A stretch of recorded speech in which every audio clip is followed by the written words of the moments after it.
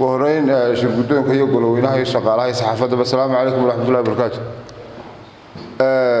والله هذا يو ذلك ده حالة كسوكر ليلة شليلة طراد وأنا نكود ورقبنا على ذي واحد ما يسمو يعني حبها جالسو أبار باشرتها بحسن وذلك جبي سهيسته بيرنا باشر ولي بابار توسيك على درنته لورشيو بيه وما تقول درن ذلك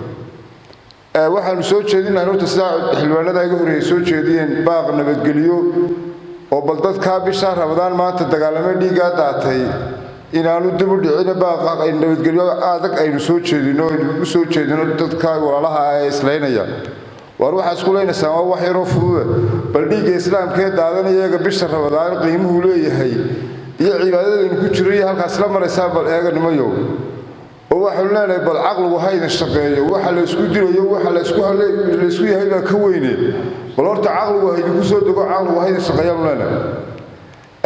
أبار باجرتا oo waxa jira hawlo adag oo doorashooyin ma soo socday oo wax dhan walba way ka taagneed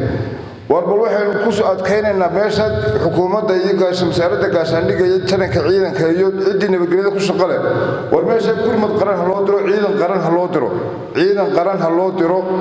oo meesha kala dhaxgal awood ciidan baa u baahatay meesha laba cisho 20 in ka badan ku dhimatay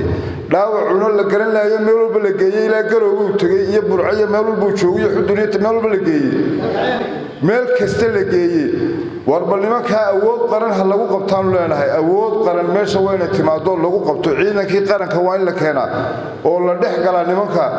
odayaasha dhex jooga qaar baa jira odayaasha tagay meesha la sheegayo sidii cadaha baynu ka maqlan shalay wararka aynu ku hayno in la laayay iyaga laftooda dhaawacay jiraan dadkii gurmadka ay meesha tagay war ergal lama leyn jirna waa la soo dhaweyn jiray waa maxay meesha waxaan aqligiisa xaq u maga aqliga dadku xaq u maray nimayo sool aqliga xaq uu ka maraan leenahay waxaan soo jeedinaa baaq nabadgelyo adag in la dhiga xabada oo loo aqligu shaqeeyo dadkan